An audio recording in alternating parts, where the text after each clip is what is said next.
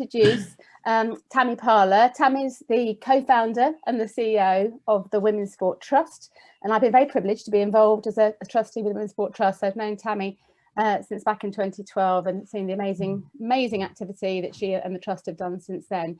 So Tammy's going to talk to us about the Ambition Project and a little bit about the Women's Sport Trust as well. I know some of you will be very familiar with the trust and the previous activities, but to give you a bit of a background to the Women's Sport Trust and the Ambition Project. And then I'm going to ask her some questions. I've got some questions around it to pose to her, but I'd really like to hear your questions and thoughts too. And I'm hoping some of you will have downloaded and read it. And if you haven't, Tammy will give you an indication about it now as we go through. But please do share any questions you have in the chat, and then we can put them to Tammy, and you can either come off mute and ask them yourself, or I'm really happy to put them to Tammy. So with that, I will pass across to Tammy, and I think you're going to share your screen. Thanks, Sue. I really appreciate it. And hi, everybody. Having so many of you join today is really quite something. And before I start, I just want to say a massive thank you to Sue and to Kate for actually making this happen. This is quite an incredibly powerful community. And I don't know the exact numbers, but I think we're in thousands as far as how many people are in this group. And that is something quite amazing and something incredible to be part of, and that's totally down to Sue and Kate. So just a really big thank you for that. I do want to share some slides and things, but before we do, before I've swayed you in any way, I'd like to ask a question. So Kate, if I can get you to share that first question.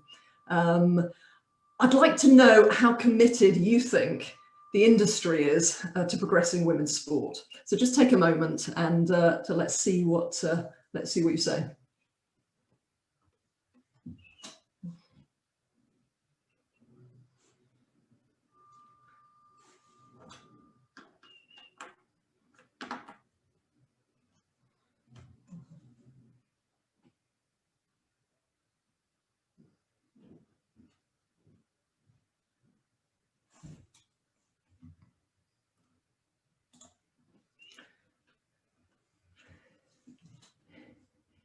Interesting. That's really interesting. I think something that we can reflect on. I'm just going to click the share results. I don't know if I should be doing that, but I've just hopefully shared those results to you.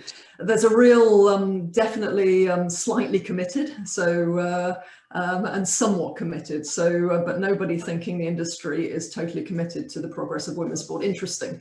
So we're going to be talking about that a little bit more as we progress. And I shall just share my screen.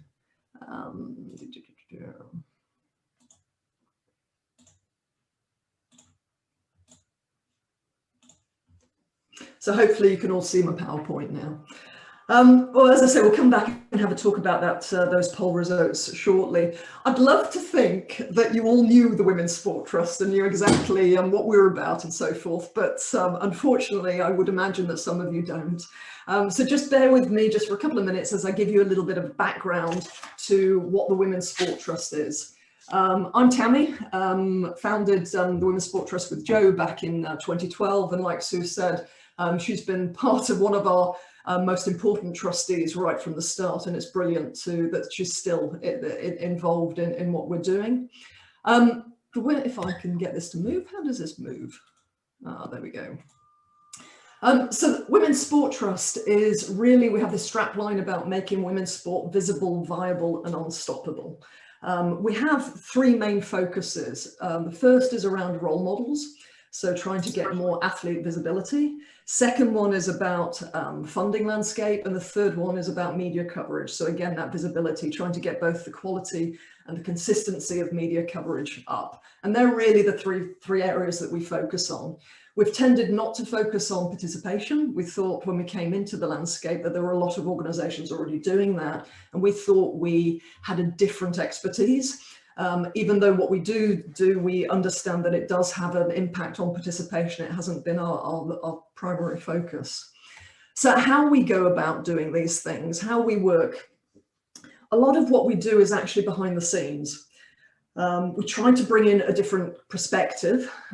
We try to amplify what's currently happening well, and we also try to stimulate, make people see things a little bit out the box. And where we don't see things happening, we try to push people into take action. One of the things that we've always been good at is bringing people together, and particularly when we came to the landscape back in 2012, it felt very much like the industry was quite siloed. So one thing we started to do was pull together all the different groups and try to help people connect better and help the industry talk to itself a little bit better. The things that we're currently focused on, I suppose there are three main areas that we're focused on. The first has been a campaign or a program for athletes called Unlocked. And that's really been about supercharging athletes and stimulating the women's sport ecosystem. We realized that athletes were getting, their platform was getting bigger and bigger. But we, at the same time of realizing that this was happening, we knew that many athletes didn't feel like they were ready to take advantage of that platform. So Unlocked has been, we've just finished our first program with 41 athletes and we're about to recruit for our second program. Unlocked has been about helping athletes to understand what they give a damn about. Not tell them what to go out and start campaigning on, but understand what they give a damn about and why. Get them to understand how to use their platforms better, and also network them into the industry more. One thing, unfortunately, that is a real helps success is about who you know. So as well as, I suppose, educating the athletes and bringing them together into a network, we also started linking them up to industry leaders. It's been absolutely fascinating, incredibly inspiring to do it through lockdown. But we've noticed athletes speaking out more, getting more of a digital presence, creating their own platforms, joining boards, so taking on more of a leadership role. We've really started to understand more about how to encourage athlete activism, and a lot more about some of the blockers around visibility as well. The second thing that we've been working on, which should be being released or published end of January, beginning of February, is some research into role models and athlete visibility. So really understanding how athletes and teams in the UK are being made visible, but then also the impact that's having on the people who see them. So hopefully it'll give, and it's some fascinating stuff is coming out, give the industry some real pointers as far as if you want X to happen, you need to do Y. So this is going to be published the end of January, beginning of February. And the third area that we've been focusing on is this idea of monitoring the landscape. We've been collecting, a lot of this is behind the scenes stuff. For instance, we've been working with some of the big media outlets, BBC, Sky, Telegraph, etc., feeding back to them how they were appearing on their digital platforms, which has then influenced some of their strategy. We've been sharing with many sports how they're promoting their own women's sports properties across social media, which has been quite eye-opening for them. So a lot of behind the scenes stuff there. And the other thing, which is about monitoring the landscape, and the thing that I'm here to talk to you today about, is this thing called the Ambition Project. And what that is very much about a strategy, really, for the industry around women's sport.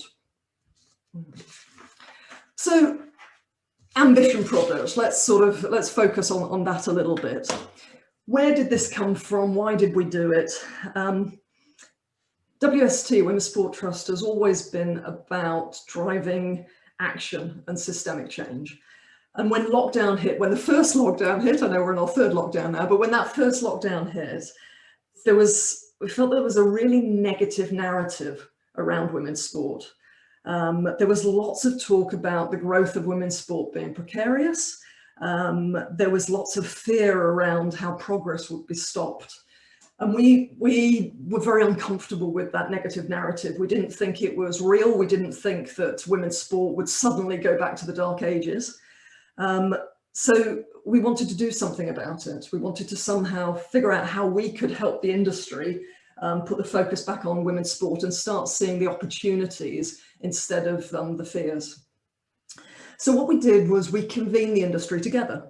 We segmented it into sectors, asked their view of what was happening, what their ambition was for women's sport, and what they felt that was holding progress back. So let me just move this so I can see the slide a little bit better. So we could have segmented the industry into lots of different areas, but based on what we're focusing on as well as an organisation, we thought these 8 particular areas or sectors of the industry were important. So we brought together cross-sport organisation and funders. So I'm talking, if I look at my list of people who have been involved, talking about UK Sport, Sport England, DCMS, Sport and Rec Alliance, English Institute of Support, etc. All people at a senior level. So this is all sort of chief exec level that we're talking about.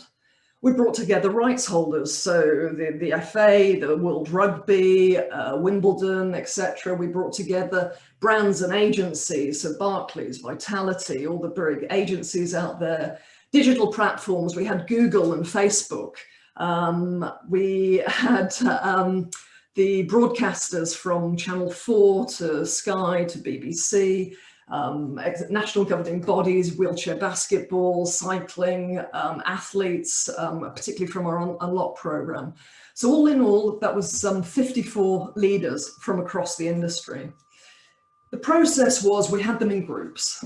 And I led this discussion on, as I've said before, what was happening, what their ambitions were for the future. Had some really fascinating discussions after that.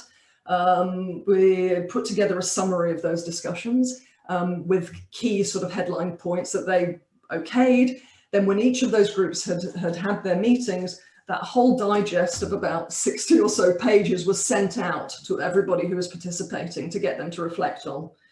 Each group then came back together to respond to what the other groups had said and to talk about whether they see any changes in what they had originally proposed. It was a really, really fascinating lot of discussions. And what we've come out with this report is a digest of that series of discussion that was had with leaders across the industry. And I honestly think it's probably the first time such a powerful cross-industry group has actually been convened in this way. And what we've ended up with, I think, is probably the most comprehensive summary of the issues around women's sport in one place. The report is very much a strategy for change, I suppose. It was meant to not only describe the problems, but actually give sort of a structure to inspire leaders and guidance to stimulate the industry.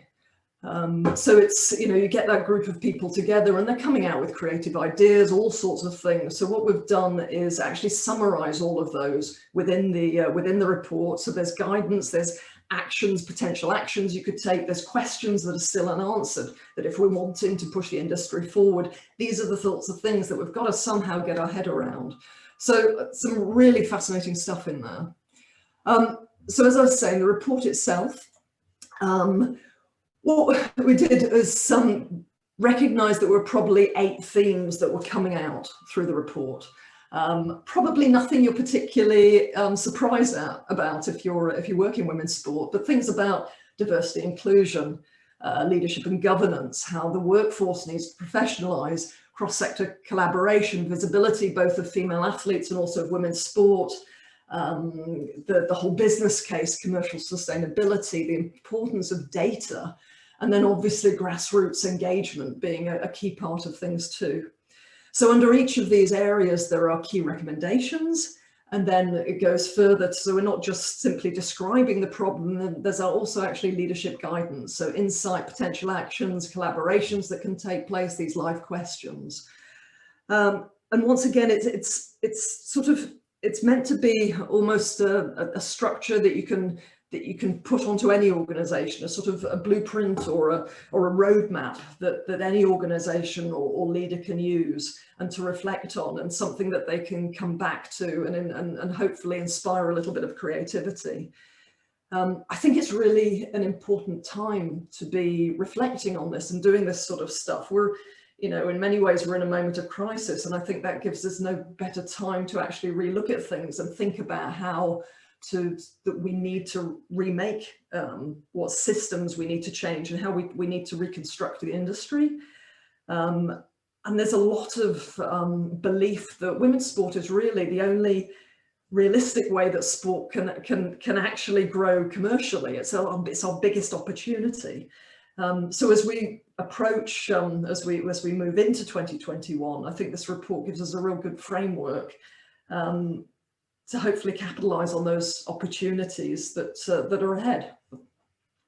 So I'll stop sharing my screen. That's my little ramble for a bit.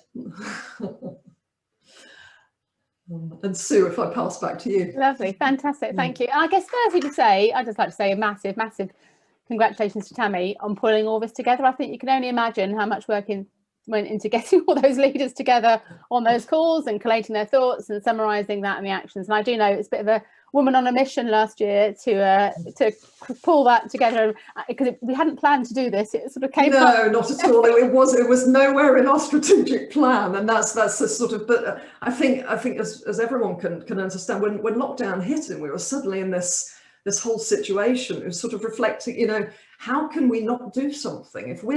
If Women's Sport Trust is meant to be a leading charity in this area, and as far as progressing women's sport, how can we not do something? And I felt so sort of passionate about.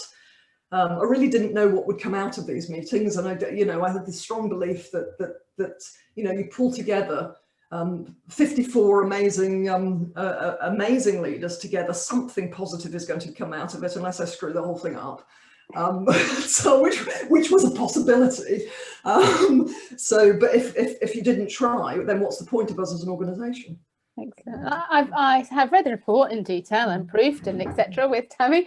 So I guess from my response, I just have a few questions to some of the key areas, I guess, which stood out for me. And again, if people have read the report or from Tammy's comments and the questions, you've got questions, please do share in the chat and we'll come to those too. So I guess initially one of the findings was very much around, and clearly a goal for many on the call too, is making women's sport more commercially sustainable. So I wonder if you can talk a little bit about the kind of findings in this area, and if there was anything that you found that you didn't expect, or what the main findings were really. Yeah, the whole sort of getting brands involved, getting sponsors, getting more money into women's sport is something that we're all desperate to do. But I don't think anybody has totally figured it out. The FA are doing brilliant things, but still there's learning that needs to happen there. They're sort of trailblazing things, but they're sort of, there's a lot more learning that needs to, everybody needs to learn. I think there's, interestingly, I think sometimes we tend to do a lot of finger pointing, why aren't brands investing? And there was one person who commented about, brands should be named and shamed, and they were against, why they're not investing. Well, why should they, I think there was the big question to ask is sport actually ready to go to market? It's not just saying, you should be investing in women's sport as well. Well, why? Let's make sure that we actually have something worthwhile on offer, and before we actually go to market. So how valuable are the rights that you're actually offering? What data do you have? Data is a massive missing in women's sport, and a lot of data is power these days. Are you properly resourced? If the organisation itself internally doesn't value women's sport, well, how on earth are we ever going to expect anyone externally to value it? So these sorts of questions, we need to get much better at how we're selling it, and also understand really what value we're giving as sports, and not just assume that somebody should do it. So that was, but there's I think, a lack of data, a lack of insight, there's a lack of understanding about who the audience is. There's some research into, we're starting to get better at describing who's currently looking, but I find that really frustrating, because shouldn't we be actually exploring who we want to look and actually focusing on that? There's all these phrases about we should be able to sell, what's the expression, snow to Eskimos. Sales is a skill. We should be able to sell anything. So we need to first figure out who we want to sell it to.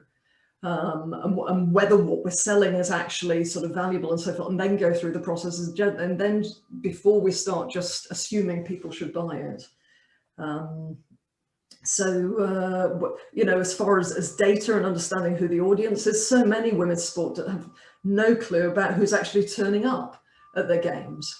Who's, you know, we need to sort that sort of thing out. And I think, I wonder whether COVID could actually help that, because we're having to do, you know, when we're allowed out again, we're having to do lots of this track and trace. Where does that data go? I don't know where it goes. I wish I've been asking a number of people where that data actually goes, and it'd be useful to know, because they're really valuable.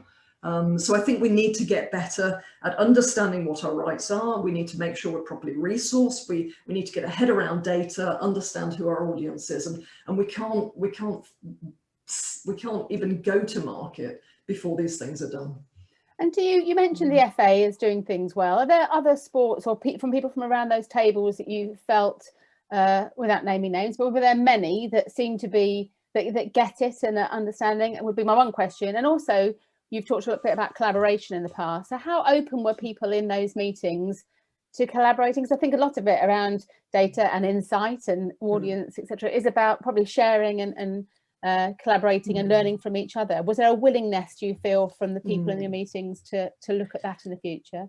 Yeah, it's interesting reflecting back on that poll question as well. And I think from the data, it looked like most people didn't feel that the industry was committed to progressing women's sport. And everything that I got from actually talking to the leaders within the industry is they are definitely committed, absolutely committed. There are a hell of a lot of obstacles ahead, but they are trying to bring those down. There's still some dinosaurs out there. But as you know, everything, and one could argue that, okay, you only had people who were positive in those groups? Well, yeah, but if, you know, I had, you know, if we look at the cross-sport funders, we had DCMS, we had Sport and Rec, we had UK Sport, House of Lords, Sport England, you know, Women in Football, you know, we had the industry leaders. So firstly, there's a real desire to change, not necessarily an understanding of how to change, but a massive desire to. We're still figuring out how to actually do it. As far as collaboration, definitely. Collaboration, we heard again and again, people want to work together. People see the benefit of working together. However, when you start to sort of push a little bit further, within collaborations, there needs to be someone to lead that. And when the questions were asked around, okay, well, who's going to push this forward and where's it going to start? There was a bit of a tumbleweed sort of moment. So a real desire to collaborate, but gosh, I've got so much on my plate. You know, surely it's, you know, where that leadership role is not totally clear.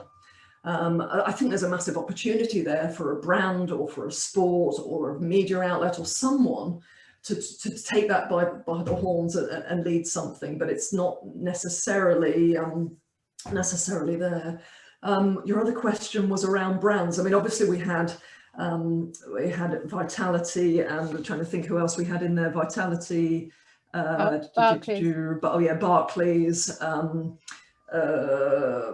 Formula One, talking about we had some Engine and CSM, and Heather Batts was in the group, etc. And Nielsen too. I think there's definitely more from the other research that we've done within Women's Sports Trust. I think there's more people, there's people poking around and interested, but can't necessarily see with women's sport where the opportunities are. So I think it goes back to sport getting ready and identifying why someone might want to, what they would benefit from. I think instead of just saying, you know, you should invest in this sport, well, why? And really understanding where the joint ambitions are between both organisations. I think there's definitely more scope to that. But interesting, within the report, we had Tom Corbett from Barclays, had him do a case study, which is fascinating reading, because it actually it talks about what Barclays actually sort of the data, what they've shifted, how they've really benefited from the involvement with the FA. So as far as really good evidence for other brands, it's really quite rich. The other thing that was interesting when I was talking to Barclays was how important personal relationship was. And the end of the day, I mean, many things sold the sponsorship, but Tom was very clear that one of the key things that sold and made them invest was Sue Campbell and Kelly Simmons, and their passion and their ability to talk the language of the commercial investor, talk the language to Barclays, to get them to understand. And they also had to do a lot of behind the scenes work. So I think it went through, don't quote me on this, but I think it went through 2 editions. The first time it didn't, with their board or whoever was deciding, it didn't quite make it. Then they did a lot of behind the scenes convincing of stakeholders. So you go into the meeting knowing that, knowing what the result's going to be, and we're able to get it through. And they were able to get it through from that, really Kelly and Sue really stepping in and having that personal approach, but being able to talk the language of the commercial. I'm awash with questions, but what I'm going to do, I've got a couple of areas I'm going to cover with you, and then we'll come back to the questions. But thank you so much, people, for sharing. I'm going to ask those in a moment. I want to move on a little bit to leadership and governance, because I know that we've kind of got these 8 areas, and commercial sustainability was one. But in terms of governance and leadership, what were the key findings? Obviously, the code of governance for sport has made a massive difference in terms of gender equality across boards. But what else did you learn from the group that you feel the key findings, really? Yeah, I think so. 2 things are popping into my head with that. Firstly, there's something around how the governance code and things has been really positive at a more senior level, but often there's a feeling that things haven't necessarily trickled down. So where they've got, I don't know, X percentage of women on boards across NGBs or whatever it is, I don't have those figures to my fingertips.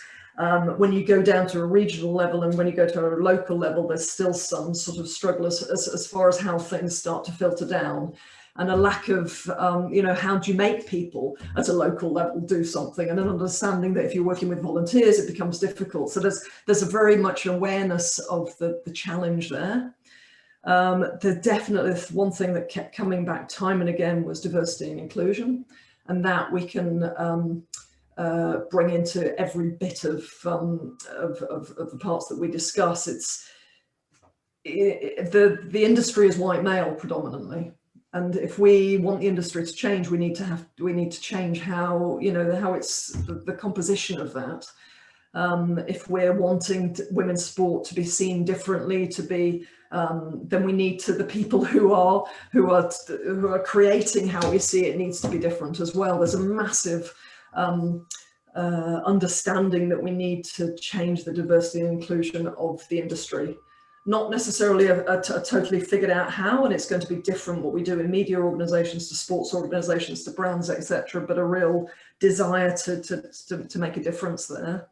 There's definitely a feeling that we need more women in leadership positions, but not just on boards, more in the C-suite. We need to improve talent pathways, to champion women more, to understand the role of male allies, to understand why we're losing talent. I can't remember her name. She was the chief exec of British Cycling, Julie Harrington. Harrison was chatting about how they've been looking for a performance director and how difficult it was to get to find a woman for this role, and how they were desperate to get more women across the whole sort of spectrum, and not just as far as sitting on boards. Personally, I've got a thing about whenever we talk about women in leadership positions, we always talk about boards, and I think, what about the C-suite? That's really, what about actually operational roles?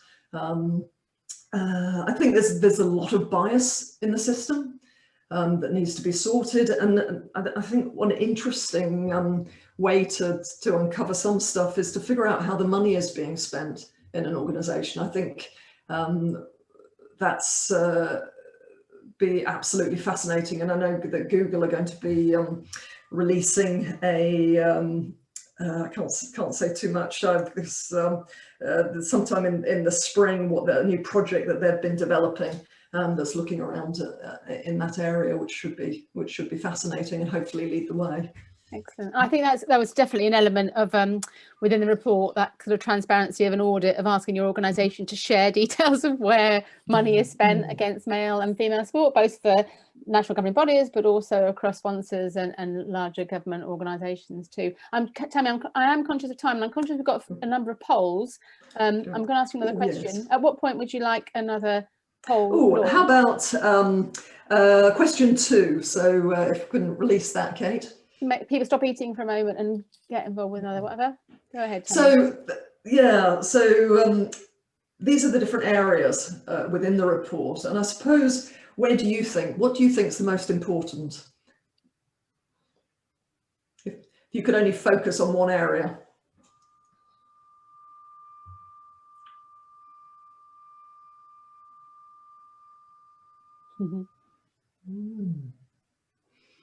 Really difficult question, this, I take it.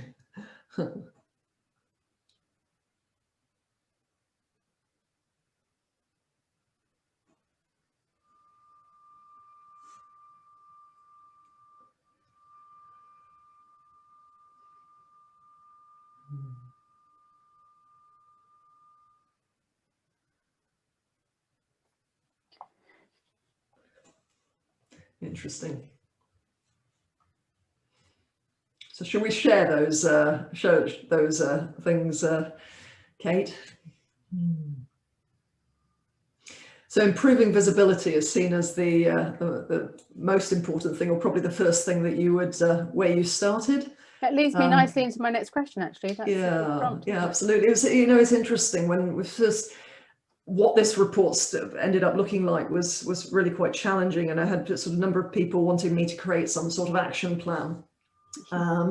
That where do people start? And God, it's impossible, absolutely impossible, because each sport is at a totally different place in their development. Very unfortunately, there's no quick fixes that will fix everything. I'm going to move on, if I can, just to visibility and a question there, and I think we can all agree. Goodness me, listen to the news bulletins at the moment, sport roundups, there is no women's sport, but I guess, what were the feelings that came out from that? And I guess, where does that accountability lie? Is it all about the media not giving coverage, or can sport itself and teams and organisations do more to make that change happen too? It's not totally clear. I think we've got to be really careful when we're it's very easy to point the finger and say, look, BBC didn't put any sport on when lockdown sort of went in, or this. It's so easy to do that. What I want to, I don't want to be caught in that. I want to really understand where the actual problem is, because I know a lot of people at the BBC, and they're absolutely fantastic, and they're desperate to make things happen. So you can hear reports about media not covering women's sport. You can hear about reports of sport not giving access to journalists in order to cover, and they're desperate to cover it, but they can't get the access. I wonder if there are ways that we can collaborate better. I think what we've found is a number of sports are stuck in the, again, it goes down to treating women's sport like men's sport. Within men's sport, it's been very much about trying to keep people away, but with women's sport, it's about trying to keep the journalists and something to come closer, and it's sort of understanding a different way of working. Also, a lot of sports, the women's sport is poorly funded, so don't always have the resources to actually create those relationships with media that they need to. So there's talk about whether there's opportunity to work together. Could 3 NGBs or whatever work together and actually share some of those, some of that capacity or capability? So are there better ways that we can collaborate? A key thing was stop looking at women's sport in the same way as we've been looking at men's sport, and that goes back to changing who is his, stop it just being white males, I suppose, actually, or be open to different sorts of approaches. I don't know whether I've answered your question. I kind of rambled. No, it's good. No, absolutely. No, it's all so important. I'm sure I've got other questions coming through too. Was there anything across, this is my last question, and I'll go to the questions that people have asked, but was there anything across all discussions that really surprised you, or do you think it just reinforced the things that you already knew through 8 years of operating as the Women's Sport Trust? Yeah, gosh, it surprised me that I was able to pull it together. We went in there sort of, it was particularly around the pandemic and what was actually happening, and how was the pandemic affecting women's sport, and how are we going to come out of this. What came out of the report was there was nothing new, absolutely nothing new. These are the same issues that have been being talked about for a few decades, you know, and that is horrendous. It's sort of, but it's reinforced or highlighted so many of the pre-existing barriers and systemic issues. But it's done it. But I think now's the opportunity. You can't not see it now, and people are standing up and wanting to make a change, and recognizing that we need to stop holding progress back, and are speaking out on it more. So in that way, it's a really positive thing. The actual, you know, the 8 areas and things, if all of us had got together, we could probably have, put all those together. But again, what I think this report does is actually put all this knowledge in one place, in a hopefully easily accessible way that we can then start working with and asking questions. I've got loads of questions come in, but a couple of questions, I guess, around looking outside of sport. So one of them is a question from Clara. What do you think is different in the sports industry versus other industries, or are other industries facing the same challenges about women in managerial, operational positions, and investing in women? Do you think there's stuff we can learn from other sectors? Oh God, there's always stuff we can learn from other sectors. I don't know whether I'm the best to respond to this, because I'm sort of just working in this particular industry. I would say that particularly around diversity and inclusion, that's got to, I think what this industry is facing is not different from others. I think one thing that's different in this is all the, many of the sports are centuries old, and actually, and I've got sort of, I don't know, I'm going to spout something that I don't know enough about. I don't know, Sue, whether you've got an answer to that. I guess yes. I don't like to just make up responses. The historical 150 years of sport is what we're trying to overcome, where perhaps other industries are innovating more. And somebody also asked in terms of whether again, you're doing an awful lot, as we are as a very small charity anyway, but looking outside other areas across, I mean, we've obviously got people from around the world on this call too, but looking at other countries, or do we look at any other countries that are doing this well, or are they facing very similar challenges? Can we learn from each other? I would love to look at things more international. I mean, our charity is actually, we're a UK charity, so I suppose we're not meant to but I suppose it would reflect on the UK as well, so we'd probably get around. I just talked to my board. Sue, what do you think? We need to look more internationally. I'd love to, I was trying at one point with a podcast that I was doing to interview somebody from the WNBA. I think it would be really fascinating to understand their journey more. I think equally in, Australian netball and things would be a fascinating thing to understand. And there's, a number of organisations within the US that would be great to maybe go and visit. Maybe we can, So we'd love to, but at the moment I haven't really had the capacity. As Sue says, we're a tiny charity. We don't even have one full-time member of staff. So it's a work in progress. And a couple of people asked, I guess it's from the earlier question in terms of commitment. We talk about how committed are you, how committed are you? Is there a measurement? What do we mean by commitment? Do we have anything in mind in terms of if a sport is committed to women's sport? Is there a kind of almost a definition of what we would mean by that? God, that's a really interesting question. It's much easier asking the question than being asked. Yeah, absolutely. And it's a little bit of what I was hoping to get from them when I brought them together. I wanted to have something that we could be accountable for, something that, and sometimes I think we push out these numbers and say, you should be doing X, Y, and Z. And I wanted them to say what they should be doing and what percentage of women on boards, or what percentage of, whatever targets and things. And nobody really sort of wanted to or would share that. God, I don't know. I'd love to know what the group as well. Maybe that's a survey or Question. something Yeah, we absolutely. could do with your group, Sue. Yeah. Because I'd love to get that that pinned down in some way. Laura asked, as an industry, I guess, how are we informing brands about the partnerships with sports and teams beyond athletes and influencers? And I guess part of that is down to the agencies. I don't know if you've got any other thoughts on that. I'm scanning through the questions as we go. Yeah. God, how are we? I don't know. I don't even know how I'd respond to that. I think not always very well. I think we need to, go back to the whole data thing. I remember some research that we did with Nielsen, a couple of years ago or so forth, where we spoke to a number of chief marketing officers from brands, and they said that they understood the potential for women's sport and that there was something to invest in, but they didn't know how to sell it internally. So we did some research that got some more data for them to enable them to talk about it to internal stakeholders. And I think that's really where we all need to improve, is to help them sell it. I think people understand its importance and that the women's sport needs to be invested in, but I've got to sell it to my stakeholders. I've got to sell it to my board. Help me do that. And that's what sport needs to get better at. And Laura, just follow up there, Laura, sorry. In terms of, I guess, raising profile for the actual athletes, now that's a lot of what we're doing with the Unlock programme, is almost helping those amazing female athletes to find their voices and to commercialise themselves, versus the brands sponsoring athlete influencers, the fitness influencers, etc. There's a couple of questions. I think this comes back to the point on, I guess, the Barclays case study.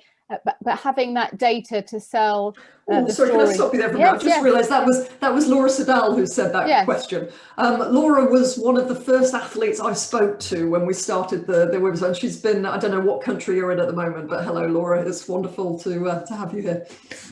Sorry. No, that's good. Big supporter of Women's Sport Trust in the beginning. Spain. She's in Spain at the moment.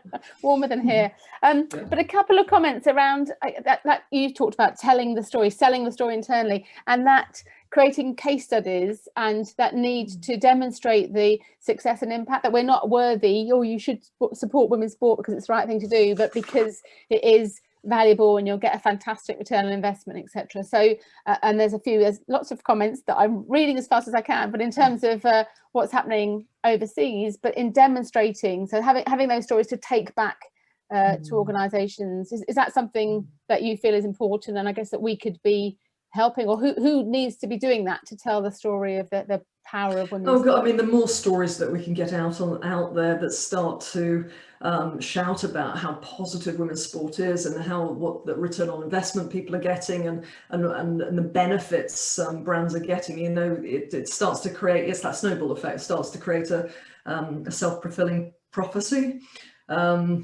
I think, again, we need to look at how we are resourcing women's sport first, that, success of women's sport requires, self-determination, a properly resourced decision-making structure, a skilled workforce, accountability for failure. It's, all these sorts of things.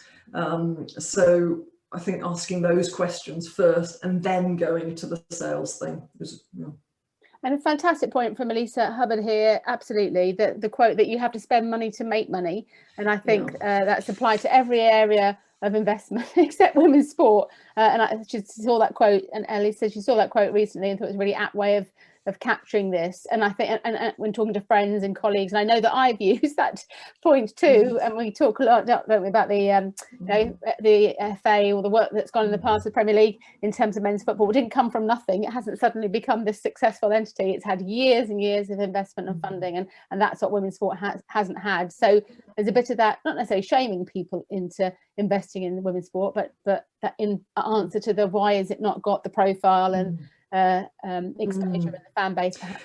I think we've got a question, a poll question. So question 4 about, Kate, if you could, about stopping success. So what do you think stops success of women's sport?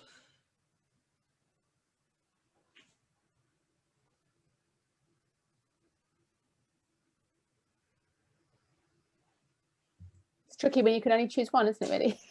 Yes, it is. Well, I asked them to do that because I thought else everybody would tick everything. Yeah.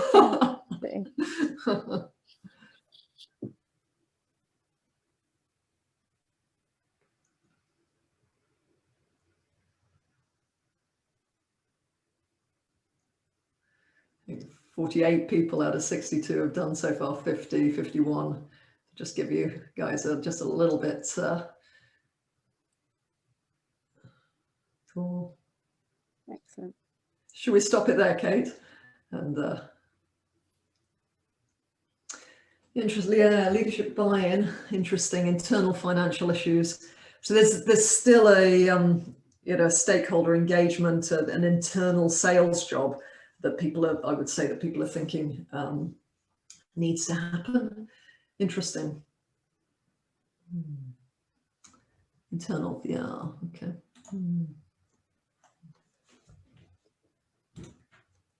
And possibly question 3 as well, Kate. How committed is your organisation? Be another interesting one.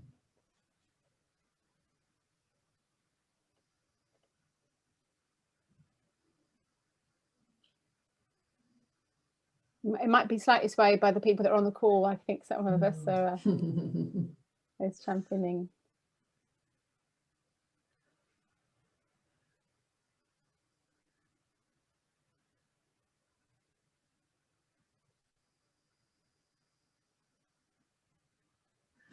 "55 of you have done it."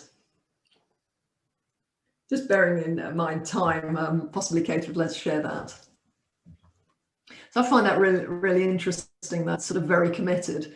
And if we go back to what we're saying about collaborative working and no one sort of leading the way, well, there's obviously lots of very committed organisations that might be able to step up and lead the way there for some collaborations. I think we've got quite a female bias, probably not because the Women's Sport Collective is for all women working in sport, but I think there are a lot of those women are working in women's sport, so we would hope that they will be very committed there. An interesting question from Amelia around sort of how we get to that fast evolution versus the general revolution, and is there hope for some kind of silver bullet disruptor in the foreseeable future? So the likes of Jim Ratcliffe, I won't go there in terms of INEOS and fracking, but anyway, but that kind of massive investment to make a difference, or a Marcus Rashford and what he's done with or a Billie Jean King in terms of what she did in the past. Oh gosh, I think we've got to stop searching for a silver bullet. And I think that's a real sort of what's the real red herring? Is that the because one thing isn't going to solve it. We've got to put part of a lot of sports or get money from broadcaster actually playing the sport or whatever, and so we've got to diversify revenue streams is what I'm meaning, and stop looking for and but trying to get when we founded the charity and trying to get it funded and all sorts, and we were desperately always looking for one silver but somebody to invest, etc. It doesn't happen, man, much as I'd love it to. So I think and that's the thing with this, these 8 areas or 7, I can't even remember, 7 areas, 8 areas for your report, is all these things need to be focused on. So where are we? Where's our sort of barometer or whatever on in each of these areas? But we have to do all of these things in order to progress it. I'd love there to be a silver bullet. That's fantastic, and I'm conscious I haven't got to everybody's questions. I do apologise if I haven't. What I will do is I'll share them with Tammy, and if there's we can write up and share some notes and things on those too. I guess a good final question for you. I'm conscious of time. We've got 5 more minutes, but are you hopeful, Tammy? Are you, from where you were in 2012 and the beginning of the charity, and then all that you've been through? I guess this has been a real look at the whole of the sector. So, from the results of the Ambition project, are you hopeful of change? Oh, absolutely. The group that was brought together are so hopeful themselves, and they want to make a difference. I think the things that have been identified, so the different themes are just the right themes that we need to be working on. At the same time, though, we're in a really weird time. And probably not today. Ask me if I'm hopeful. Probably not today's the best day for it. Before Christmas, I was hopeful as we were looking forward, but then coming back and suddenly being in a lockdown, one feels a little less hopeful. But that's just, that's just a blip. I think it's a massive blip, but definitely, I think we're going in the right direction. I think we understand better, more than ever, what needs to change. And I think there are some people who are really chomping at the bit. They understand the opportunity in women's sport, that's a real potential area for boosting of participation, potential area for getting more money in. It's a massive opportunity. People are seeing that, so I'm incredibly hopeful. Excellent. Well, thank you so much for your time. And how can, I guess, from us as a collective, and we are connected to you also, but from the audience's point of view, they can obviously download the report, and we'll share the link again. And what else, I guess, how else can they interact or support WST? Where can they find you on social media, and how can we support you? Well, so where can you find me? Our website, our Twitter. I do the Twitter, so if you go onto that's you'll find me there too. But I've also got my own Twitter account as well, so you can find me in either of those places. And at the moment, the report, how to download the report, is pinned to the top of our Women's Sport Trust Twitter account. So that's probably the easiest way for you to quickly find it. I can't remember what the other question was. So how can we, I was going to answer it for you. I was going to say to look out, how can people engage with you and support you? But I guess it's looking out for the research that's coming out with Two Circles in the coming month, isn't it? Quite soon, coming out there. I'd love for you to read the report. I'd love to know what you think of it. If you agree with what's in it, let's all start talking about it. Let's all start talking about the same stuff. If we all are talking about the importance of diversity and inclusion, the importance of data, there's a whole series of questions in each of these different themes. Going back and ask those questions of your organization. If we're all saying the same thing time and time again, we need to, improve data, we need to increase, diversity, etc. Then that snowball effect, Excellent. And I say look out for stuff that's coming soon and share. And then we've got the Unlocked programme also coming later. Unlocked 2 will be coming, so look out for details of that too coming in the weeks ahead. Tammy, thank you so much for coming on and sharing that. It's absolutely fantastic. Someone said, is there, oh, there you are. Is there a sponsor who's keen to lead on women's sports? One sponsor. That's an interesting question. I thought for the Women's Sport Trust too. But really, we really appreciate you giving your time and all the work that went into the report. And I hope people can, as I say, take it away, absorb it. We'll share your details and so on, so people can come back to you, and we'll answer some of these questions too. But for now, thank you so much for coming along and speaking to the collective. And I really look forward to seeing lots of you, I hope, at future meetings and events online, and eventually we'll meet some of you in person as well. And do please share and keep engaging on the LinkedIn group too. So look, I'm almost time exactly, working hard at that. But thank you so much, and thank you to Tammy. Thank you. Bye-bye.